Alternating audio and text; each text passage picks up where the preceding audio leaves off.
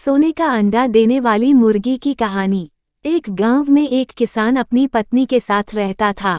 उनका एक छोटा सा खेत था जहां वे दिन भर परिश्रम किया करते थे।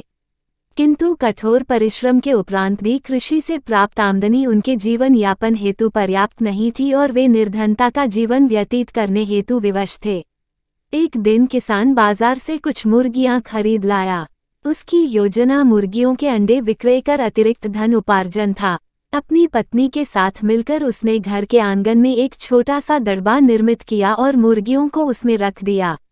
भोर होने पर जब उन्होंने दड़बे में झांक कर देखा तो आश्चर्यचकित रह गए। वहां अन्य अंडों के साथ एक सोने का अंडा भी पड़ा हुआ था। किसान उस सोने के अंडे को अच्छी कीमत पर जौहरी के पास बेच आया। अगले दिन फिर उन्होंने दड़बे में सोने का अंडा पाया। किसान और उसकी पत्नी समझ गए कि उनके द्वारा पाली जा रही मुर्गियों में से एक मुर्गी अद्भुत है।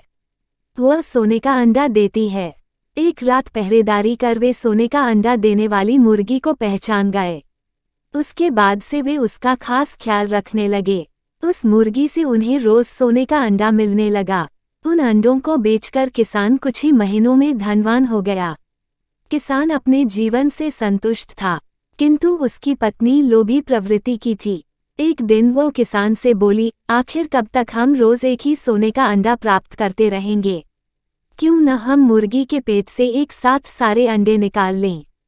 इस तरह हम उन्हें बेचकर एक बार में इतने धनवान हो जाएंगे कि हमारी 7 पुश्तें आराम का जीवन व्यतीत करेगी। पत्नी की बात सुनकर किसान के मन में भी लोभ घर कर गया। उसने मुर्गी को मारकर उसके पेट से एक साथ सारे अंडे निकाल लेने का मन बना लिया। वह बाजार गया और वहां से एक बड़ा चाकू खरीद लाया। फिर रात में अपनी पत्नी के साथ वह मुर्गियों के दड़बे में गया और सोने का अंडा देने वाली मुर्गी को पकड़कर उसका पेट चीर दिया। किंतु मुर्गी भीतर से सामान्य मुर्गियों की तरह ही थी। उसके पेट में सोने के अंडे नहीं थे।